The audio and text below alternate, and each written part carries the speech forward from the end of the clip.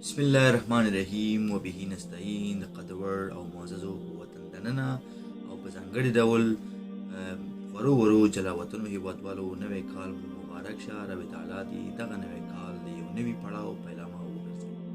عزتمندو او په وطن مینو افغانانو دغه نوی شمسي کال باید دغه لاندنیو دریو کارونو پیلامه وګرځوو. لومړی، موږ افغانان همیش په تیر ډیر بحث کوو.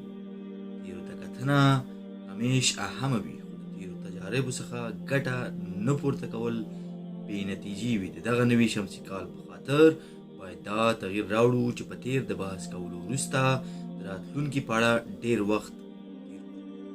دویم، موږ افغانان یوه لویه ستونزه دا ده چې یو بل ته غوږ نه نیسو. موږ باید یو بل ته غوږ ونیسو، د نورې نړۍ په شان یو بل ومنو، یو بل درک کړو، د یو بل نظر ته احترام ولرو او د اړونده نظریاتو د تبادل په نتیجه کې داسې یوې نتیجې ته ورسیږو چې د ټولو افغانانو په ځانګړې توګه د ګران وطن د آبادۍ او ښېرازۍ بقا پکې تضمین. دریم، ټول هغه پخواني او اوسني سیاسیون، متنفذین، ژورنالستان، د ټولنیزو رسنیو فعالان، ځوانان او د ښځینه او مخکښو ټولو تمرکز باید په دې وسي چې څنګه کولی شو خپل ګران هیواد دې بحران څخه په احسنه طریقه وباسو. تاسې ټول تیرو ترخو تجربو په اساس په منطقه کې د خپلو ګاونډیانو او نورې نړۍ سره یو تعامل وکړو. د یوې اوږدې مودې لپاره د شعار پر ځای عمل ته مخ وړو. افغانان همیش جنګ ګټلی، خو د ګټلو وروسته په دې نه پوهېږو چې هېواد څنګه اداره کړو.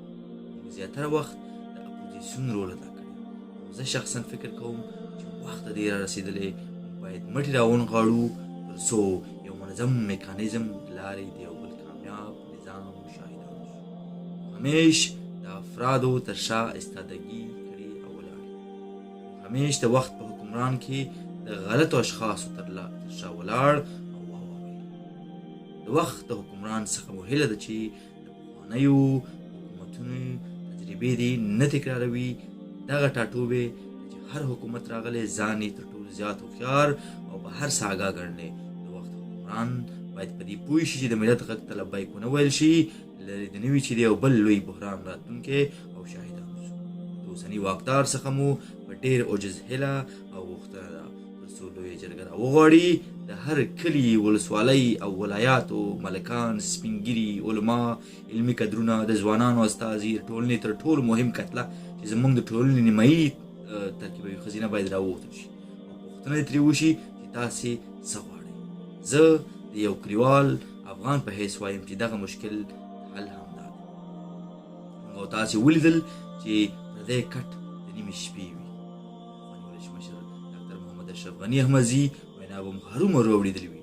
د شک په سترګه ورته مه ګورئ، په هیرو کې یو لوی بند پروت دی.